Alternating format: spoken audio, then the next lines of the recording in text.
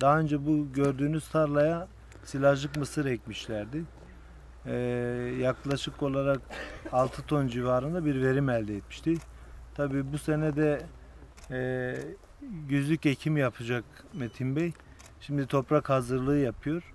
Daha sonrasında da bu yıl İl Özel İdaresi desteğiyle çiftçimize verdiğimiz buğday tohumundan ekecek. Toplam 21.600 dekar alana 530 ton buğday tohumu desteği verdik. %50 hibe ile buğday tohumu ekecek.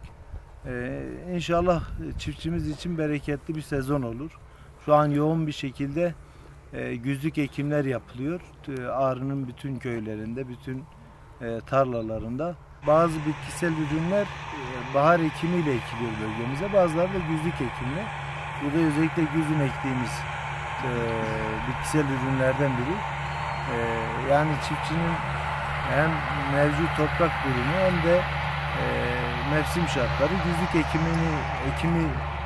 ekime uygun olduğu için bazı çeşitlerde güzlük ekimi yapıyor. Buğday da bizde bölgemize güzlük ekilen türlerden, bitkisel ürünlerden biri.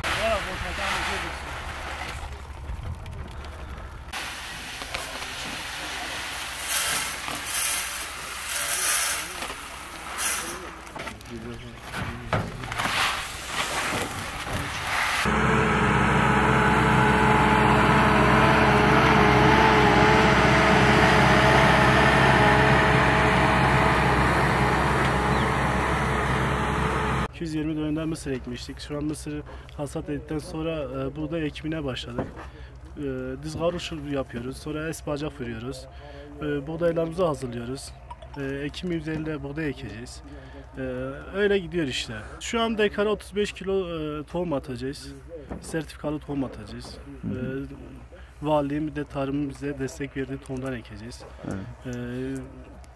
25 kilo da gübre atacağız, taban gübresi. Bu güzlük buğday olduğu için şimdi ekiliyor. Daha iyi, daha randımanlı oluyor. Aha. Biz genellikle mısır üzerine çalışıyoruz. Senede 500-600 dönüm mısır ekiyoruz. Aha. Bu sene burada mısırdan sonra buğday ekmeyi düşünüyoruz. Bir kısmında arpa ekeceğiz inşallah. Mısır yerlerimize başka yerlerde ekeceğiz. Toprağa zarar olmasın diye yapıyoruz yani. Dinlendire atıyoruz. Ekimlerimiz o şekilde oluyor.